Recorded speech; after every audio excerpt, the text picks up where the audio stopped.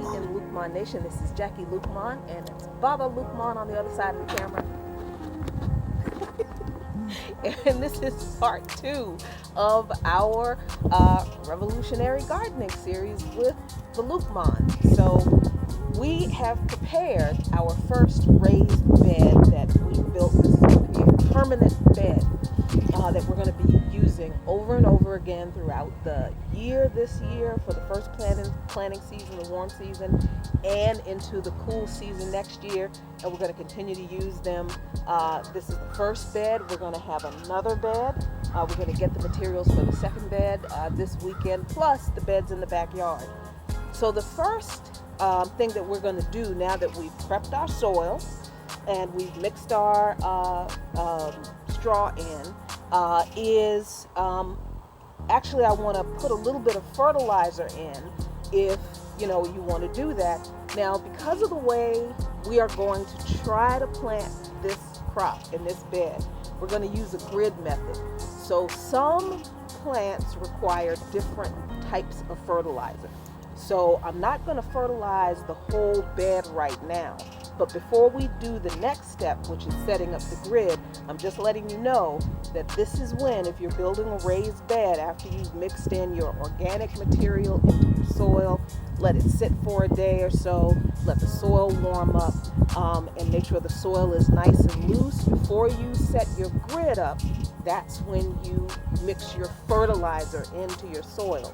Because the grid is how you're going to figure out how many seeds or plants to plant in each section. So what do you need for your grid? And just full disclosure, I've never done it this way before.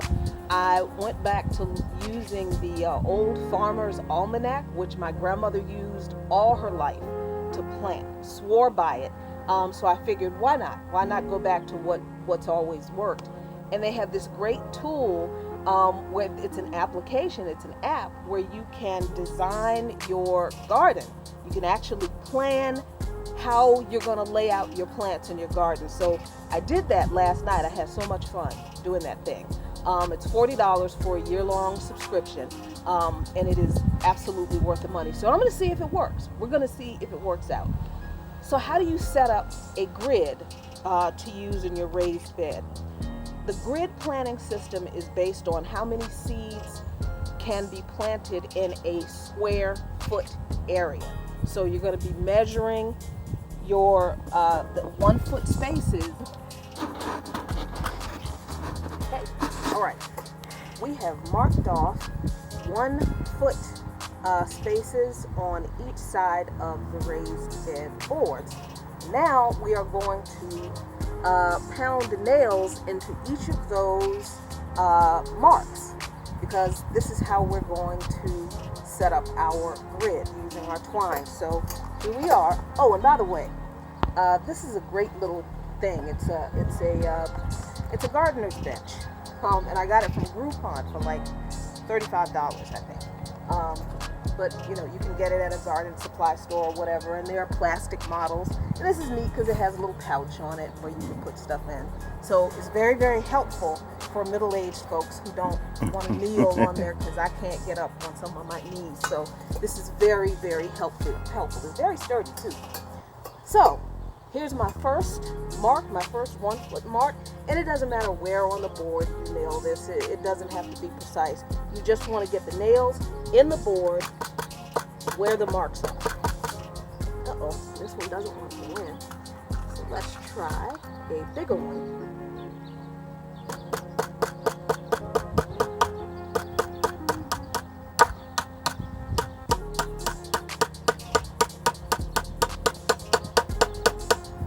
And of course, you want to be careful, because you don't want to pound a bunch of nails in, because remember, you're going to be leaning over the bed, tending to your flowers, weeding and stuff. So be careful that you nail your nails in deep enough so that you're not cutting yourself and snagging yourself on the nail.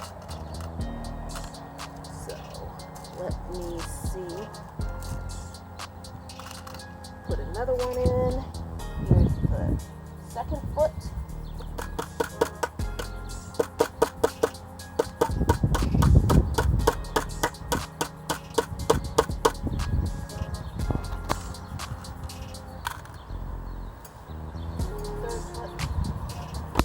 right, so we have nailed our nails in to our boards to form the foundation for our planning grid. But I want to show you something really quickly before we do that, before we tie our grid off. The soil in your raised bed should be loose. It shouldn't be hard and compacted. When it rains and over time, yeah, that's going to happen. The soil is going to settle, and you may have to add organic material like mulch or hay on top and mix it in with the soil around your plant as the growing season goes on. But to start off, you should be able to turn your soil this easily with a trowel. You shouldn't have to be digging into your soil like you're digging a grave. There's not going to be a body buried here, though. I'm just letting you know. It is big, but no. But so it should be this easy to turn your soil when you're starting off your raised bed. The other thing I want to show you about how wide to build your raised bed. If you're building a freestanding bed like this where you have access around all sides, that's great, but always keep in mind that you're going to be reaching into the bed to harvest and tend to your plants. So if a portion of your bed is unreachable by you, then you're going to have some wild, crazy plants, bunch of weeds and stuff like that. Make sure you are able to reach into the depths of your bed so that you can reach, tend to, and harvest your plants. That's especially keep that in mind if your bed is going to be up against a fence or a wall, which we're going to have in the backyard, and we'll show you that later. But right now, here in the front yard, we have access on both sides and both ends. So now, let us tie off our planting grid. It's plain old twine. And Baba Luqman, you're going to take one end. Yes, Mr. Producer. You're going to have to get up out of your chair.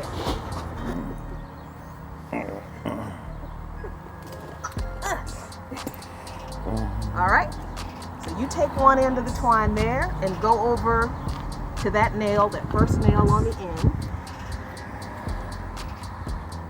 And just kind of measure it so you have enough room to tie off that end. Okay. Right? So that should be enough. And I've got enough here on this end to tie off this end. This is what I'm going to do. I'm going to cut this length of twine. Okay, thank you, sir. Now give me that. You can let go. No.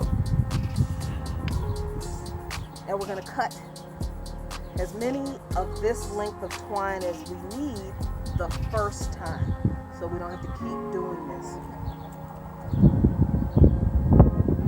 So now we've got 2 lengths.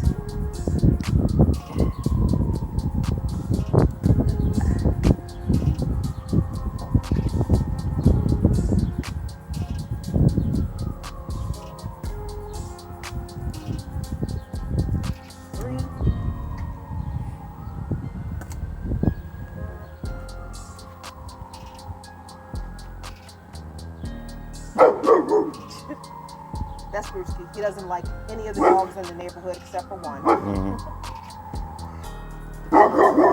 Oh, shut up. Hush. Be quiet. Nobody's there. Hush. All right. Good grief. Our dog is not the neighborhood ambassador. All right, so what do I got? 4 lengths, 4.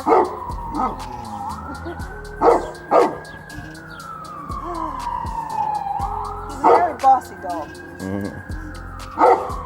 5.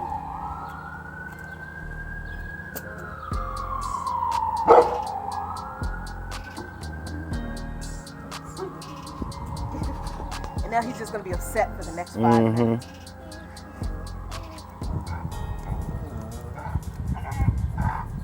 6.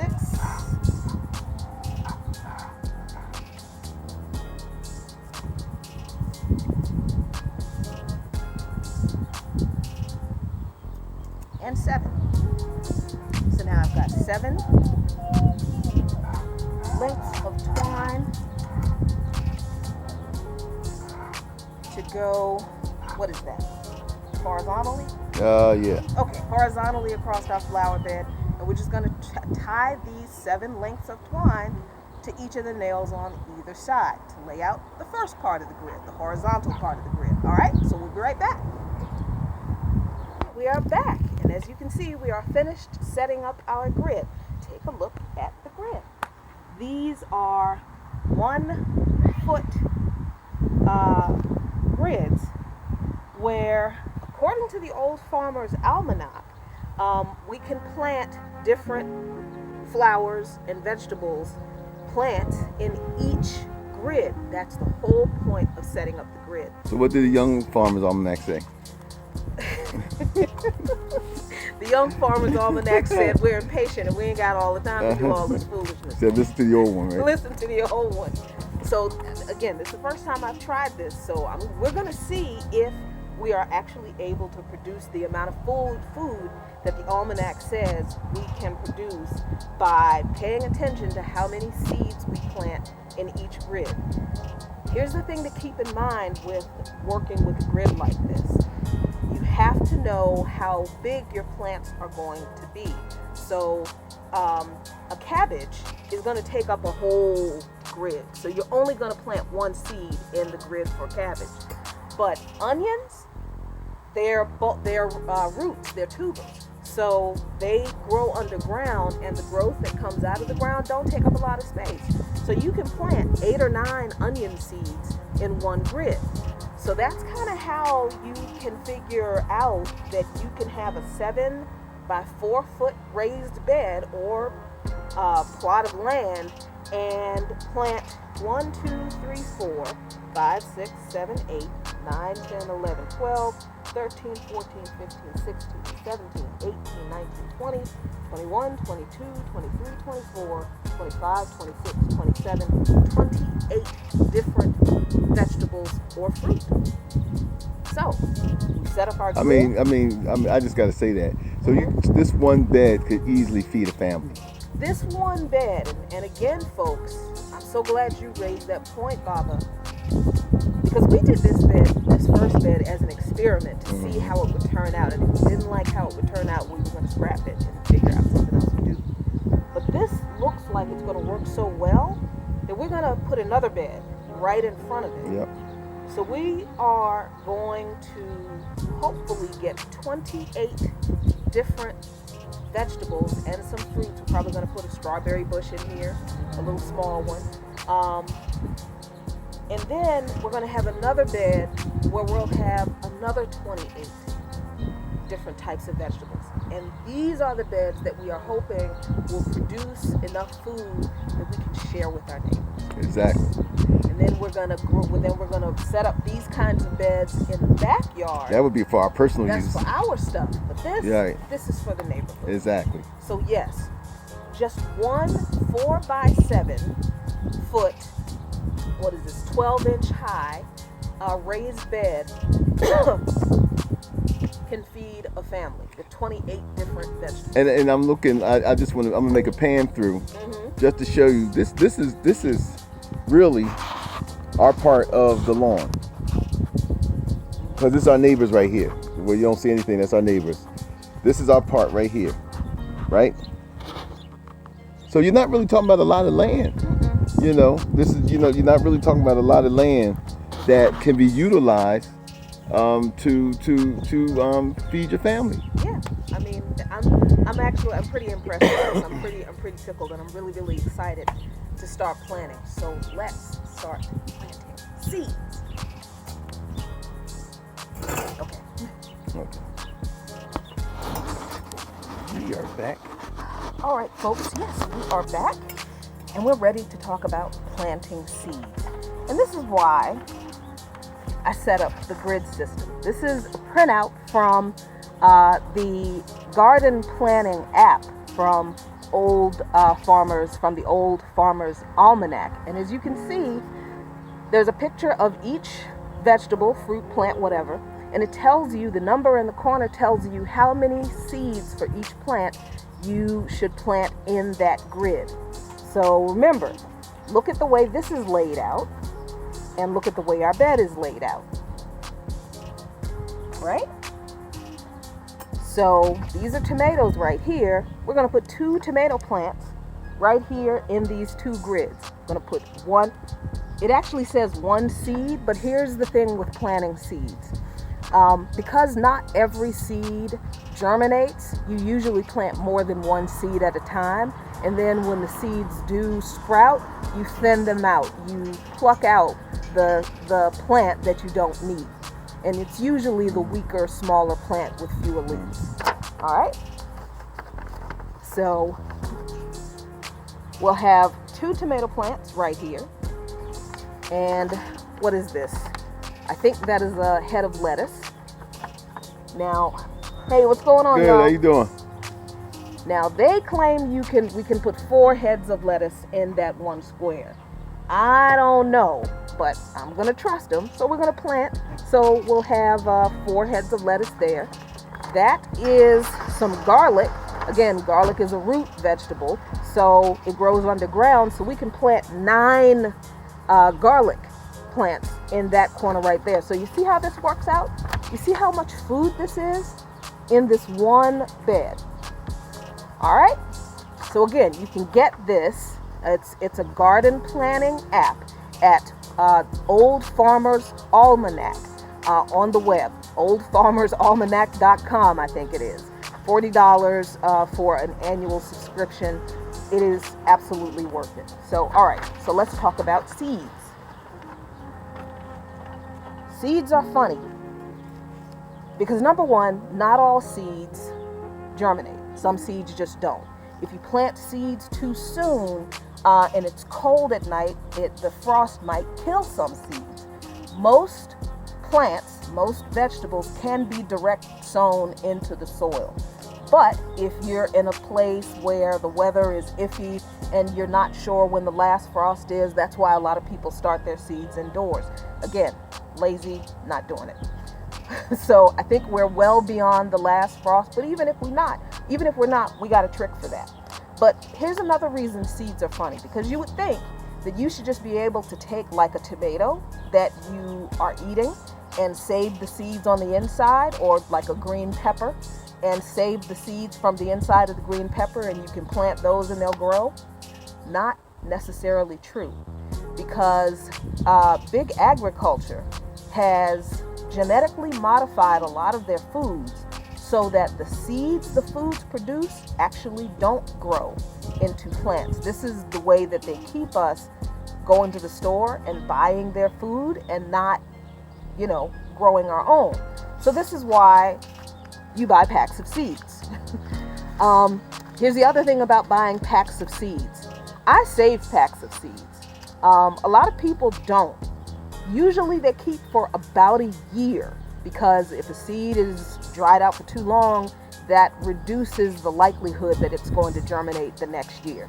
So the packs that are open that I have are from directly last year, and it's the last time I'll use them.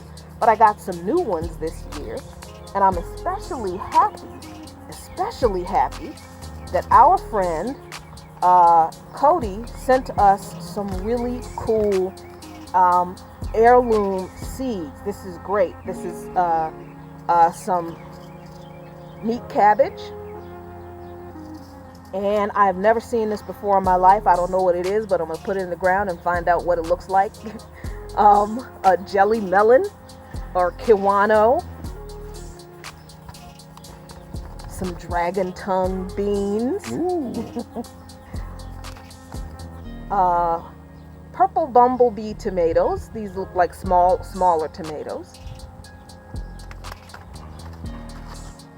Regular old peas. And these are really neat. These look really, really beautiful. I'm excited to find out what these look like. Paul Robeson tomatoes. All right. So thank you so much, Cody, for sending us these seeds. We're definitely going to put them in the ground. I've got all kinds of stuff. I got some Brussels sprouts. I've got tomatoes, garden beans. And this also, what we're talking about revolutionary garden. Mm-hmm. Just the fact that a lot of our friends. A lot of our friends have, that we receive seeds from our friends. when we talk about revolutionary garden, we're talking about not just for yourself. We're talking about actually building a community. Right. Because when people, because Cody sent us seeds, we're planting them. We're going to share the produce with our neighbors and stuff. So this is this is where this starts at. So Right. when you get into this kind of stuff, and this stuff builds community. So from the seeds that we got from Cody to the ground that's in front of our house to feeding other folks, this is revolutionary. Yeah. So that is a really beautiful point you made. All right. So got cabbage, got some lettuce, all kinds of stuff in here. So all right, let's get the plant. And the government doesn't get any taxes off of it. Government gets nothing. Right. Nothing. That's definitely revolutionary. And there's a couple cops living in the neighborhood too. I wish they would. Yep. We'd give them a vegetable or two, if they ask nice. But otherwise, we ain't offering. But anyway, so there's all kinds of good information on the back of your seed packet, and you actually do have to pay attention to it, because the most important thing is, other than when to plant, which the Old Farmer's Almanac site also provides, every seed packet has a little map on it that's color-coded to let you know when is the best time to plant these seeds. It's April, so most vegetables are good to plant in this region at this time, like things like corn and stuff, plants that require a lot of heat. Plant them a little later in May, but usually we're okay by now. So this is some cabbage. The thing that you really need to pay attention to with the instructions on the back of the package is the depth that you're going to plant your seeds. Because remember, these are poor little seeds. So they need sun, they need heat from the sun, they need water, and they do not need to be buried deep underground, because the sprouts are tender and they need to break through the soil. So most of the time, maybe an inch is as deep as you should go with most seed plantings. Less than that, and you're going to cover them very lightly with soil. All right, so let's look at what we've got here. We're going to start with the tomatoes. Yep, lay it out like that. Tomatoes, and let's try the Paul Robeson ones. All right. Oh, got some rainbow chard here. That's pretty neat. All right, so I'm going to try my Paul Robeson tomato. Oh, this is a Russian variety. Ooh. Look at this. This is actually really cool. This is a Russian variety, lovingly named for the famous opera singer Paul Robeson. A Russian variety of tomato named for Paul Robeson. There's history behind that, y'all. All right, planting instructions. He can't even get a head of lettuce named after him in this damn country, the country that he was born in. Can't even get a head of lettuce. Nothing. So for your tomato, seed depth 1/8 of an inch. So you can use your finger, you can use a pencil, a stick, I don't care. So remember, there's one plant that's going to be in each of these two grids. So I'm going to make a little mound, since it's just going to be one plant. And I'm going to move some of the straw around the mound. But then I'm just going to make a little indentation like that with my finger. And because I'm going to try to keep these for next year, I'm just going to open the packet, just a little bit. Shake some seeds out. I know you're in there.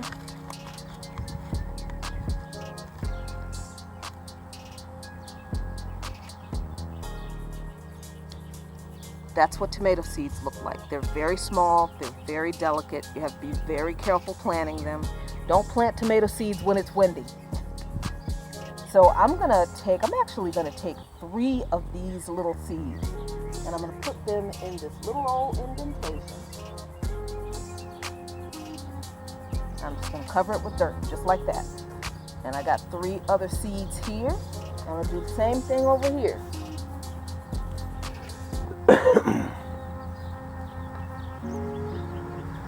Put a little straw around. Take my, oh, wait a minute. There we go. Make my little indentation there.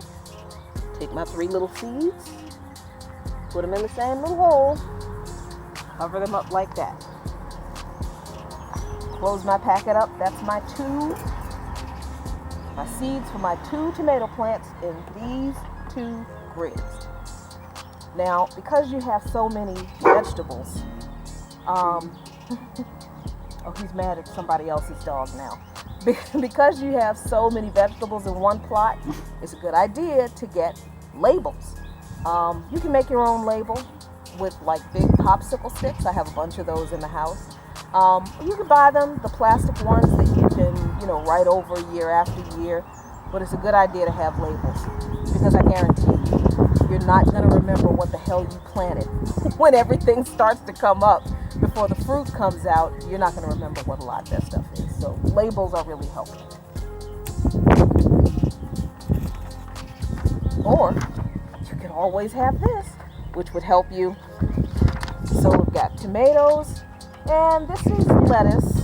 All right, we're going to try this lettuce thing. I don't know. I got to see it to believe it, but I think I have, yep, I've got some bib lettuce here.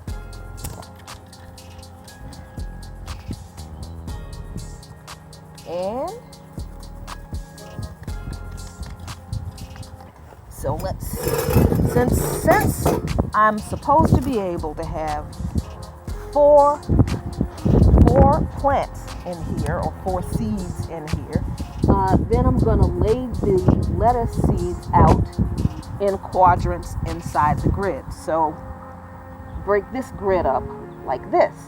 So I'm going to put a seed in each of the 4 quadrants inside the grid, or a couple of seeds. So I'm just going to loosen my soil up just a bit.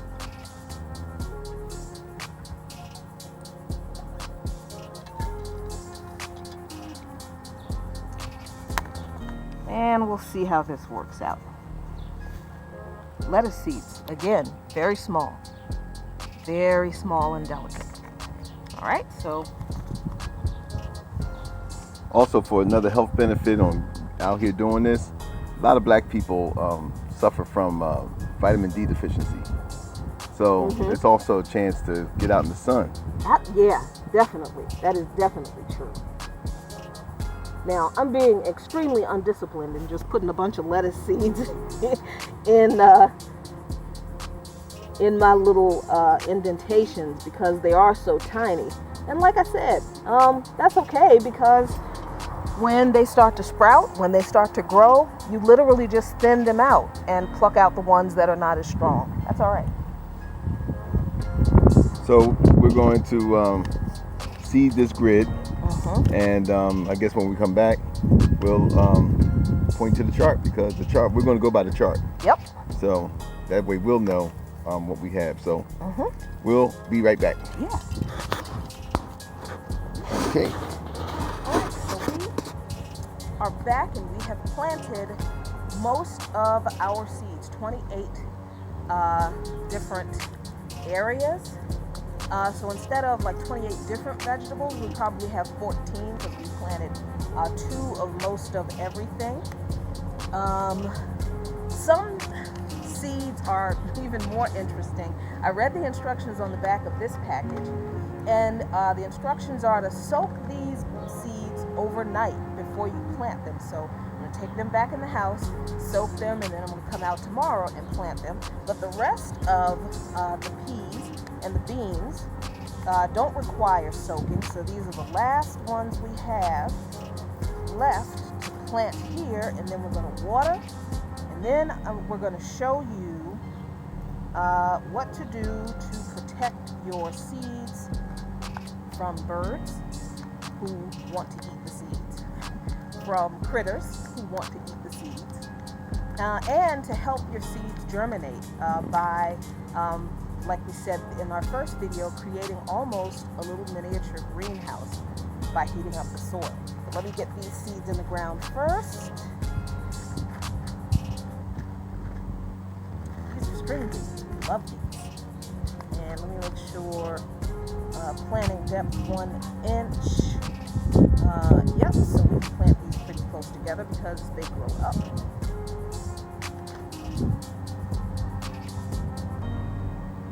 Like I said, put a couple of seeds in your hole because not all seeds will germinate.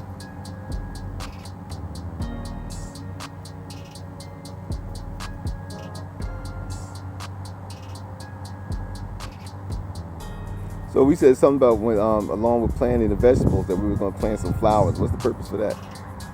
So we like to plant flowers with vegetables or close to them because pollinators like that. Flowers attract pollinators. So pollinators like bees, even wasps and ants. People don't think of ants as pollinators, but they are. They like to come to the flowers to drink the nectar, and they have as they're going from flower to flower, they carry seeds and pollen on their little bug legs, and that's how they help pollinate flowers, and that helps vegetables. And I learned that actually last year when I couldn't figure out why my squash wasn't growing.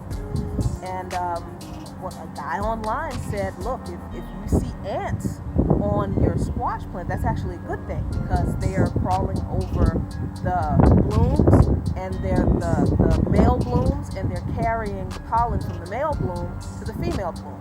That's one of the ways that one of the ways that plants are pollinated.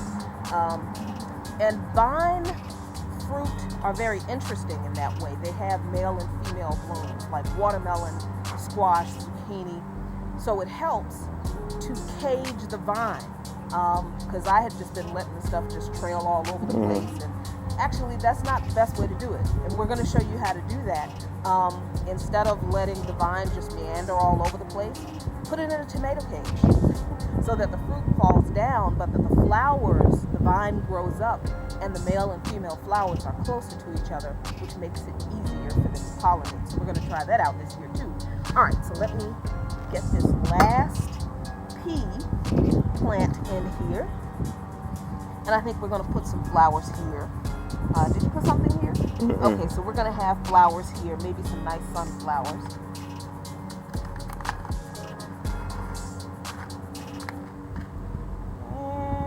And yep, put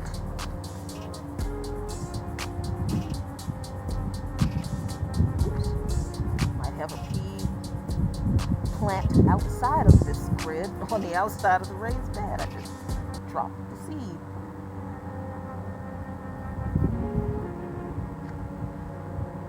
I'll cheat a little bit, put 3 in there, see what happens. All right, everything is planted. Just to give you a note, you don't have to start from seeds for everything all the time. You can use the starter plants that you find at Home Depot, at Lowe's, at your garden store. It doesn't matter. As long as you get them growing, it doesn't matter. It's not better if you start from seed or we're not trying to be, classist or make distinctions on, what's the best way to garden. Start from seed or start your seed inside and transplant them. Because we have to understand that a lot of people are just like me, don't have any experience with this, and so it's our first time. Mm-hmm. So for me, I like to make this as fun as possible. So I don't care how you do it. I don't care if you start from a bunch of seeds. I don't care if you go to Home Depot, buy a bunch of tomato plants and green pepper plants, because we're going to do that too. Just grow.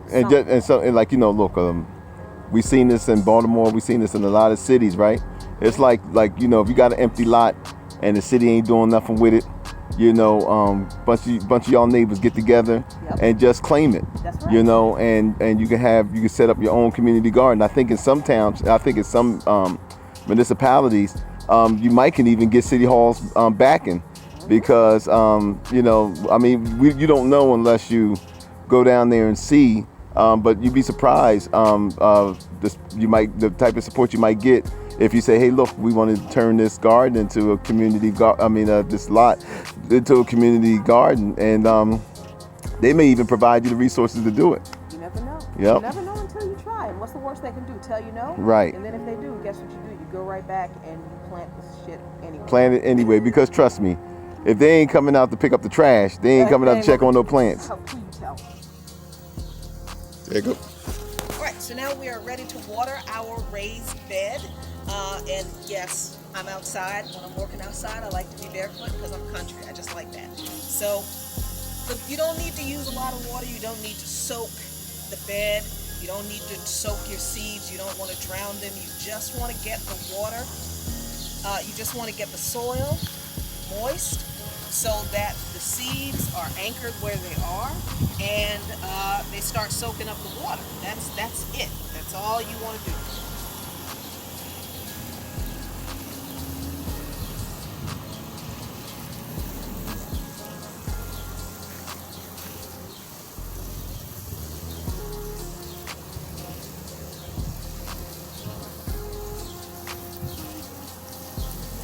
Okay, that's about all I'm going to do with that.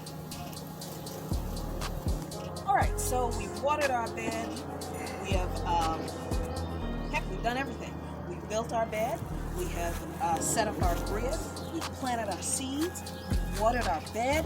And now, we'll make sure the birds and the critters do not eat our seeds. So what is that right there? This is plain old weed barrier. It's actually at the bottom of the bed. We talked about that before. You probably can't see it on this side, but you can see it peeking out on the edges at the ends here. And all we're going to do is use this to protect the seeds. Just lay it over top of the bed to protect the seeds from the critters as they grow and germinate. And also, Because we're not the only ones that like vegetables. because we're not the only ones who like vegetables. Yeah. The squirrels, there apparently is a raccoon running wild around the neighborhood. Yeah. I've named him Freddy, that people are trying to catch, but run, Freddy, run. We don't want you to be caught. We Nope. also don't want you to eat our vegetables. Right. And we have deer around here sometimes, so we want to protect our seeds from being pilfered by the critters. So we're going to lay this a couple of layers, overlap a single layer of this on top of the raised bed. But here's the other thing it does. If you noticed, it's very sunny out here, and the front yard of our house gets sun all day long. So that's great for the soil because it heats up the soil. But what this will do is it will actually create like a greenhouse effect in the bed, as it will absorb the heat and heat up the bed, the soil even more. And keep the heat from escaping. Keep the heat from escaping so that the soil yeah. stays warm during the night longer. I mean, it's our version of climate change. Right. So that's what we're going to do now, and then we're just going to wait and see what sprouts and what doesn't. Yep. So we are done with our first raised bed. Now this is covered with our little weed barrier, sun protection. We're going to have to do something about that. You know what?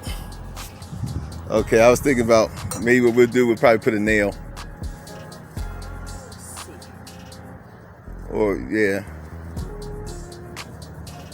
Yeah, I think we can do this. Yeah, we built the pyramid, so we should be able to figure this out. Yeah.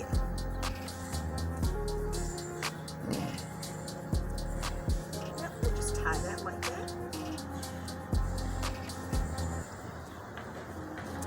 And we'll do the same thing on the other end. So we are done. Our bed is planted, fertilized, seeded, watered, protected.